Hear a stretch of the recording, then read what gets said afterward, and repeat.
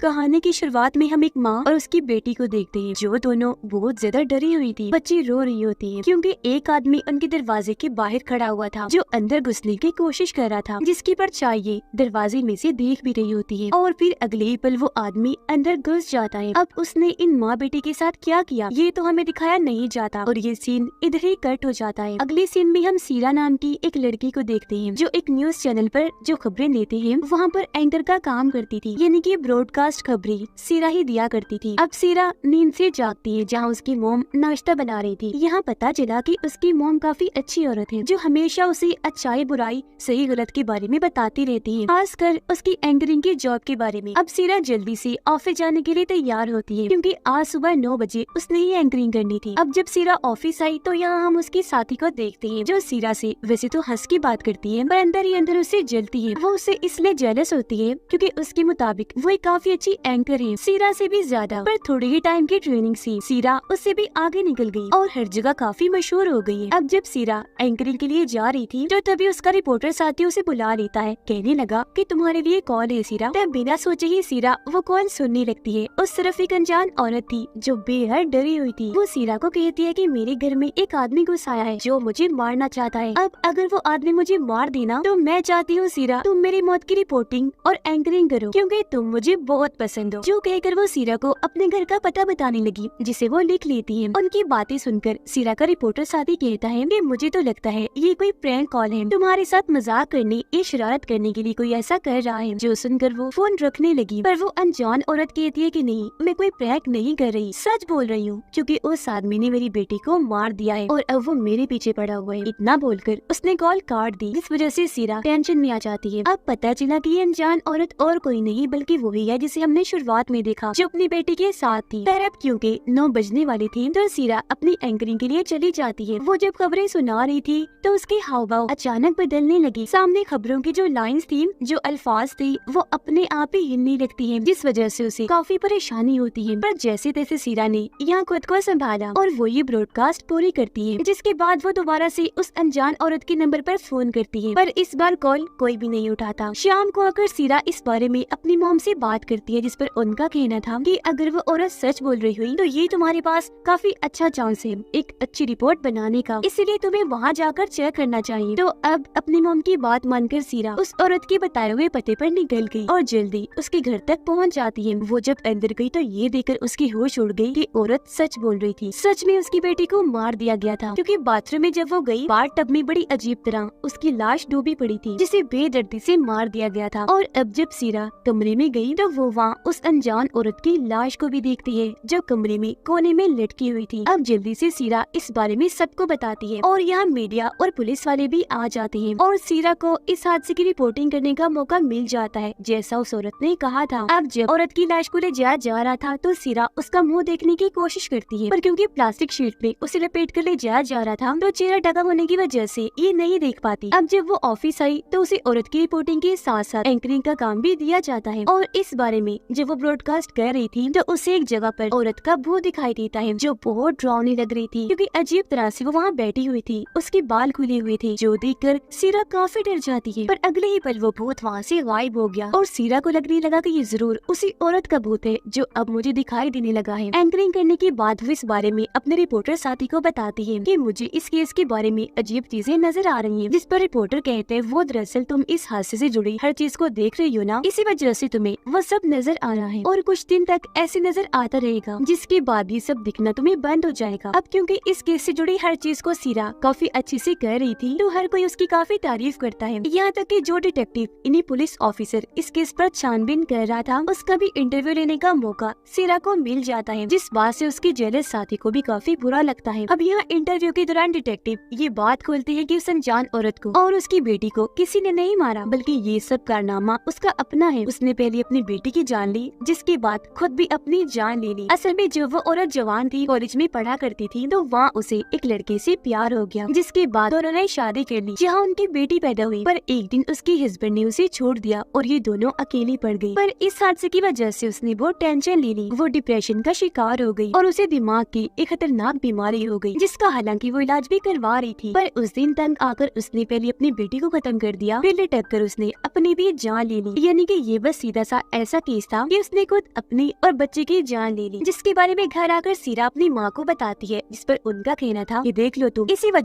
वजह से मैं तुम्हें बच्चा पैदा नहीं करने दे रही। मैं नहीं चाहती कि तुम बच्चा पैदा करके अपना करियर खराब करो। अब इनकी बातों से हमें पता चला कि सीरा शादीशुदा है, पर वो अपने हस्बैंड से अलग रहती है। ये नहीं कि उनका डिवोर्स होने वाला है, बल्कि उनकी अलग होने की वजह सीरा की मॉम ही है, क्योंकि वो उसे बच्चा पैदा नहीं करने दे रही। और क्योंकि सीरा अपनी मॉम की हर बात मानती थी, इसी वजह से उसकी अपने हस्बैंड से नहीं बनती थी। अब सीरा ने इस केस को अपने जहन पर कुछ ज्यादा ही सवार कर लिया था, इसीलिए वो दोबारा औरत का घर चेक करने के लिए गई, जहाँ उसकी मुलाकात इन्हो नाम के एक आदमी से हुई, जो यहाँ पर कुछ ढूंढने आया था। ये असल में उस औरत का डॉक्टर है जो उसका इलाज कर रहा था। वो जब यहाँ से जाने लगा तो सीरा उसके पीछे गई और औरत के बारे में जानने की कोशिश करती है, जिस पर वो कहता है कि माफ कीजिएगा, पर मैं आपको कुछ नहीं बता सकता, क्योंकि मरीज के बारे में किसी अनजान शख्स को बताना हमारे हॉस्पिटल के असूलों के खिलाफ है। ये बोलकर वो यहाँ से चला गया। पर अब सीरा को इस इनो पर ही शक होने लगा, इसीलिए वो इसके बारे में अपनी छानबीन शुरू कर देती है। उससे पता चला कि इन्होंने उस औरत से पहले एक आदमी का इलाज किया था, पर उस आदमी ने उसके हॉस्पिटल की छत से कूदकर अपनी जान ले ली। अब ये उसके मरीजों में अपनी जान लेने का दूसरा केस था, इसलिए सबको उस पर शक हुआ कि वो आखिर मरीजों के साथ क्या करता है। शक की बुनियाद पर उसे गिरफ्तार कर लिया गया, पर उसके खिलाफ कोई सबूत न मिलने पर बाद में उसे छोड़ दिया गया। अब ये देखकर सीरा के दिमाग में कई सारे सवाल उठे, जिनका जवाब पाने के लिए वो इन्हों से मिलने गई उसके हॉस्पिटल, जहाँ वो बताता है कि हाँ, वो मुझसे इलाज करवा रही थी, क्योंकि उसे दिमाग की एक काफी खतरनाक बीमारी थी। पर जब उसने अपनी जान ली, उससे 2 दिन पहले उसकी मेरे पास कॉल आई थी। उसने मुझे कहा था कि मैं अब इलाज नहीं करवा रही, क्योंकि मैं ठीक हो गई हूँ। वो बातें कर ही रही थी कि तभी सीरा को कुछ होने लगा। वो देखती है कि यहाँ पर हिप्नोसिस की जितनी भी चीजें पड़ी है उनमें अजीब होने लगा। वो खुद ब खुद हिलने लगी। अब हिप्नोसिस एक किस्म की थेरेपी इलाज ही होता है, जिसमें मरीज आंखें बंद करके ख्यालों में चला जाता है, और जो चीज उसकी बीमारी परेशानी की वजह बनी होती है उसे ढूंढकर ठीक किया जाता है और जड़ से उसका खात्मा कर दिया जाता है, जिससे वो इंसान बिल्कुल ठीक हो जाता है। फिर अब यहाँ हिप्नोसिस की चीजों को अजीब तरह से हिलता हुआ देखकर सीरा के साथ भी अजीब होने लगा। वो अपना कंट्रोल खोने लगी। फिर देखते ही देखते उसकी तबीयत खराब होने लगी, उसे उल्टियाँ आने लगती है। फिर अगले दिन जब वो ब्रॉडकास्ट की एंकरिंग कर रही थी तो अचानक उसे फिर से डर महसूस होने लगा। उसे लगता है जैसे उस औरत की आत्मा ने मुझे पीछे से आकर पकड़ लिया है और जोर से सीरा का गला दबा रही है, जिस वजह से उसकी हालत खराब हो गई, क्योंकि वो बेहद डरी हुई थी। अब ये देखकर न्यूज चैनल का मालिक उसे कुछ दिन की छुट्टियां दे देता है, ताकि सीरा थोड़ा आराम कर सके, और तब तक उसकी जगह सीरा की उस साथी को दे दी जाती है कि वो एंकरिंग करेगी, जो उसे जल्दी थी। पर इस बात से सीरा को बहुत बुरा लगता है। सीरा जब घर पर थी तो उसकी मॉम वहाँ आकर बिला वजह उसे डांटने लगती है और उसे बुरा भला कहते हुए काफी बातें सुनाने लगती है कि तुमने शादी क्यों की, क्योंकि इस वक्त उन्होंने काफी शराब पी हुई। पता नहीं वो क्या क्या बोलती जा रही थी। इस बात से गुस्सा होकर सीरा अपनी मॉम को कमरे से निकाल देती है, क्योंकि वो रोज रोज अपनी माँ की ऐसे शराब पीने से तंग आ चुकी थी। अब सीरा को पता चला कि इन्हों की खास खूबी ये है कि वो हिप्नोसिस करके अपने मरीजों का इलाज करता है और उन्हें उनके डर से निकालने की कोशिश करता है। अब ये जानकर सीरा को शक हुआ कि कहीं इन्होंने ऐसा तो नहीं किया कि पहले उसने उस औरत को हिप्नोसिस करके अपने कंट्रोल में किया और बाद में उसे ये सब करवाया, यानी अपनी बेटी को मारने और अपनी जान लेने पर मजबूर किया। ये सोचकर वो दोबारा इन्हों से मिलने गई, जहाँ वो उसे एक डायरी दिखाते हुए बताता है कि उस दिन उस औरत के घर में यही लेने गया था। अब डायरी को चेक करने पर सीरा को पता चला कि उस औरत को दरअसल मल्टीपल पर्सनैलिटी डिसऑर्डर था, यानी इस बीमारी में इंसान एक पर्सनैलिटी शख्सियत के साथ नहीं जीता, बल्कि कभी वो कोई बन जाता है तो कभी कोई, जैसे कि वो अपनी माँ का रूप भी ले सकता है, किसी डॉक्टर का भी तो किसी टीचर का भी, या जो उसके दिमाग में चल रहा हो वो भी बन सकता है। इन्हों बताता है कि जब उस दिन वो औरत अपनी किसी दूसरी पर्सनैलिटी में गई तो उसने पहले अपनी बेटी को मारा, फिर अपने भी जान ले ली। यह सीरा उसे बताती है कि जब से मैंने भी इस केस की छानबीन की, उस औरत का भूत मुझे भी बार बार दिखाई दे रहा है। हर बार आकर वो मुझे डरा देती है। जो सुनकर इन्हों कहता है कि ऐसा नहीं हो सकता, क्योंकि तुमने तो उसकी शक्ल ही नहीं देखी, तो फिर तुम कैसे कह सकती हो कि वो औरत ही आकर तुम्हें डरा रही है? जरूर तुम्हारे साथ कोई और मसला होगा। अब सीरा को क्या मसला था और वो किसके भूत को देख रही थी, ये चेक करने के लिए इन्हों उसकी भी हिप्नोसिस करता है। और अब जैसे सीरा हिप्नोसिस में जाकर ख्यालों में गई, उसे खेतों के बीच एक गोदाम दिखाई दिया गया, जिसके अंदर वो चली जाती है। सीढ़ियों से नीचे जब वो आई तो उसी औरत के कमरे में आ जाती है, पर उसे यहाँ अजीब लगा, इसलिए वो यहाँ से बाहर निकलने का सोचती है। वो भी पहला ही कदम बाहर रखती है कि तभी कोई उसका गला पीछे से पकड़ लेता है। असल में भी उसने अपना गला पकड़ लिया था, जो देखकर इन्हों उसे कहते हैं कि उसका चेहरा देखने की कोशिश करो जो तुम्हारा गला घोट रहा है। पर इस चीज में सीरा कामयाब नहीं हो पाती और एक झटके के साथ वो हिप्नोसिस से बाहर आ जाती है। अगले दिन जब वो अपने काम पर गई तो उसे पता चला कि उसकी बजाय अब लोग उसके साथी को ज्यादा पसंद कर रही है, जिस वजह से उसे जॉब से निकाल दिया जाता है। उसे बहुत बुरा लगा, दुख भी हुआ, तो फौरन घर आ जाती है। परेशान थी तो सो गई, जिस बीच तभी उसे इन्हो फोन करता है, जो फोन उसकी मॉम उठाती है, जिससे उसकी मॉम को पता चला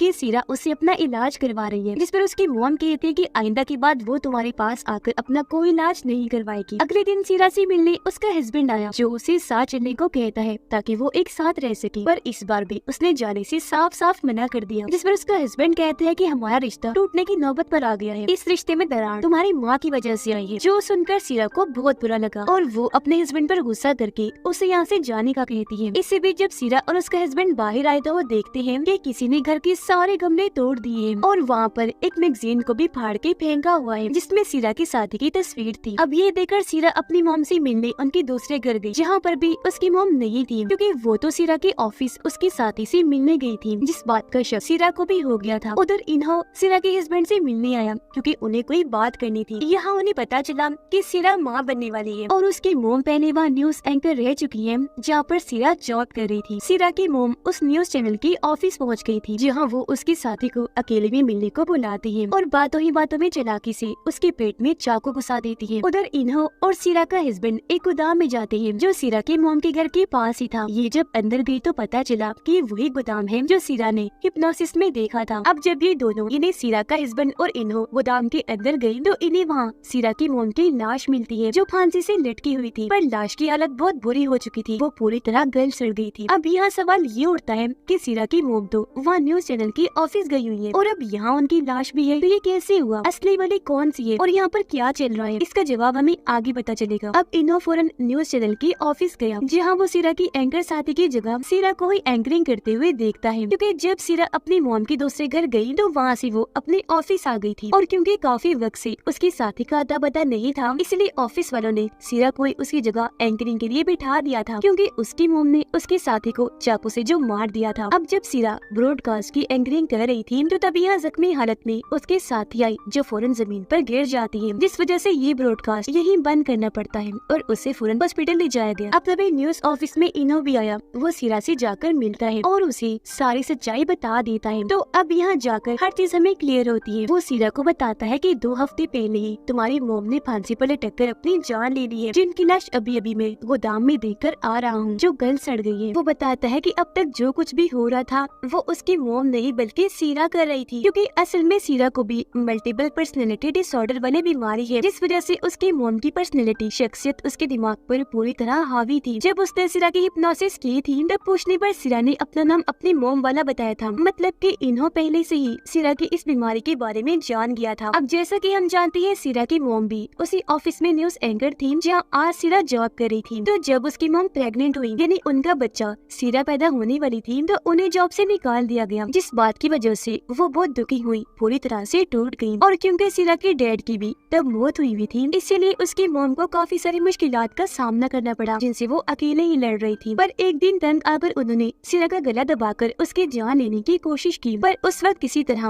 वो बच गई। बस तभी से उसकी मोम डिप्रेशन में चली गई और उन्हें शराब की बुरी लत लग गई। फिर जब सीरा बड़ी होकर अपनी मोम की ही तरह न्यूज एंकर बनी, तो उसकी मोम ने उस पर अपना कंट्रोल करने की कोशिश की, क्योंकि वो नहीं चाहती थी कि जैसा मेरे साथ हुआ वो सीरा के साथ भी हो। वो भी मेरी तरह बच्चा पैदा करके अपनी जिंदगी पर बात करी। पर जब सीरा प्रेग्नेंट हुई तो उसने अपनी मोम के पास जाकर इस बारे में बताया, तो उसकी मोम जरा भी खुश नहीं हुई। वो उसे कहती है कि ये बच्चा करके तुमने अच्छा नहीं किया, जिस पर सीरा रोते हुए जवाब देती है कि आपने कौन सा मेरे साथ अच्छा किया, बचपन में जो आपने मेरा गला घोटने की कोशिश की उसकी दहशत में मैं आज तक जी रही हूँ। जिसका मतलब कि यही वजह है सीरा को हर वक्त लगता है कि कोई उसका गला घोटकर उसे मारने की कोशिश कर रहा है। अब ये बात सुनकर उसकी मोम को अपनी गलती का एहसास हुआ और वो चुपचाप वहाँ से चली गई और सीधा गोदाम के बेसमेंट में आ गई। फिर थोड़ी देर बाद जब सीरा को अपनी गलती का एहसास हुआ तो वो अपनी मोम से माफी मांगने के लिए वहाँ चली गई, पर वहाँ उसने देखा कि मोम ने फांसी से लटककर अपनी जान ले ली है और ऐसा उन्होंने शर्मिंदगी और डिप्रेशन की वजह से किया था। जो सदमा सीरा से बर्दाश्त नहीं हुआ, उससे भी शर्मिंदगी हो रही थी, जिससे बचने के लिए उसके दिमाग ने उसकी मोम की पर्सनैलिटी को ही अपने अंदर पैदा कर लिया। और यही वो वक्त था जब सीरा को मल्टीपल पर्सनैलिटी डिसऑर्डर की बीमारी हो गई और इसी के बाद से जो कुछ भी हो रहा था वो सीरा की मोम नहीं बल्कि खुद सीरा कर रही थी। और इन लोगों को गोदाम में जो लाश मिली थी वो सीरा की मोम की 4 हफ्ते पुरानी थी, जब वो सड़ रही थी। तो अब सीरा को उसकी मोम से अलग करने के लिए इन्हों दोबारा से उस पर हिप्नोसिस करता है, जहाँ पर सीरा ने देखा कि मेरी मोम मेरा सीरा गला घोटकर मारने की कोशिश कर रही है। ये देखकर इनो उसे कहता है कि कैसे भी करके अपनी मोम को खुद से अलग कर दो, जिस पर उसने ऐसा किया और उसने ग्लास के कांच से अपनी मोम पर हमला करके उन्हें मार दिया। पर हकीकत में उसने खुद को ही कांच मार लिया था, जिसके बाद उसे हॉस्पिटल भेज दिया गया। वो कोमा में जा चुकी थी। फिर 3 हफ्ते बाद उसे होश आई, जहाँ उसे सही सलामत देखकर उसका हस्बैंड बहुत खुश हो जाता है। अब यहाँ हमें पता चला कि सीरा को ये बीमारी कब से थी, पर जब उस अनजान औरत ने सीरा को कॉल की तो उसके अंदर ये बीमारी जाग उठी और इसने तब अपना रुख दिखाना शुरू किया जब उसकी मॉम की मौत हो गई थी। वजह ये है कि सीरा और उस औरत की जिंदगी एक जैसी थी, दोनों ही परेशान डिप्रेशन में थी। यही वजह है